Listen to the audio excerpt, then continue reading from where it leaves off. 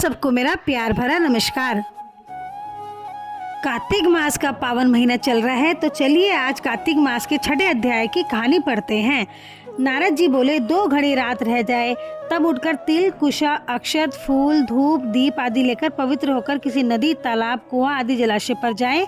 मनुष्य की बनाई हुई नहर आदि तथा देवताओं की बनाई हुई नदियों में वह संगम में स्नान करने से 10 गुना फल है। तीर्थ में उसका दुगना। विष्णु का स्मरण करके स्नान का संकल्प कर तीर्थ तथा देवता आदि को क्रम से अर्घ आदि दें और कहें, हे ऋषिकेश, इस मेरे अर्घ्य को ग्रहण करिए। आपको नमस्कार है। वैकुंठ में, प्रयाग में अथवा बद्रिकाश्रम में, जहाँ मुनि वेद और यज्ञों सहित जहाँ 3 प्रकार से विष्णु ने पद स्थापित किया है, वहाँ सब देवता हमारी रक्षा करें। हे कृष्ण, कार्तिक मास में दिए हुए अर्घ्य को ग्रहण कीजिए। भागीरथी, विष्णु, शिव, सूर्य आदि को नमस्कार करके जल में घुसे और नाभि पर्यंत जल में घुसकर विधि पूर्वक स्नान करें। गृहस्थी तिल और आंवले का चूर्ण मलकर स्नान करें। विधवा स्त्री और सन्यासी तुलसी की जड़ की मिट्टी लगाकर स्नान करें, परंतु सप्तमी, अमावस्या, द्वितीया और त्रयोदशी इन तिथियों में आंवला और तिल न लगाएं। स्नान मंत्र, भक्ति भावना जिन प्रभु ने देवताओं के कार्य के निमित्त रूप धारण किया था, वह कृपा करके मुझे पवित्र करें।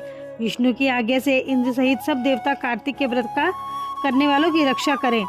व्रती मनुष्य इस प्रकार स्नान करके हाथ में पवित्री धारण कर देव, ऋषि और पितरों का तर्पण करे। कार्तिक के महीने में तर्पण में जितने तिल होते हैं, उतने वर्ष पितर स्वर्ग में वास करते हैं। तदंतर जल में से निकलकर पवित्र वस्त्र धारण कर प्रातः काल के कर्मों को समाप्त कर हरि भगवान का अर्चन करें। तीर्थ और देवताओं का स्मरण करें। भक्ति पूर्वक गंध, पुष्प और फलों से अर्घ्य प्रदान करें। तब वेद पाठी ब्राह्मणों का पूजन करें। ब्राह्मण विष्णु रूप हैं, इसीलिए अपने कल्याण चाहने वाले कदापि इनका अपमान और विरोध न करें।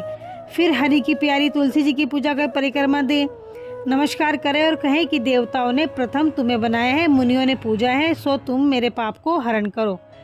भक्ति पूर्वक पूर्वोक्त विधियों को करने वाला नारायण की सालोक्यता को प्राप्त होता है। रोग और पातकों का नाश करने वाला उत्तम बुद्धि, पुत्र और धन तथा मुक्ति के देने वाला विष्णु भगवान के प्यारे कार्तिक के व्रतों के सिवाय दूसरे उत्तम व्रत नहीं है।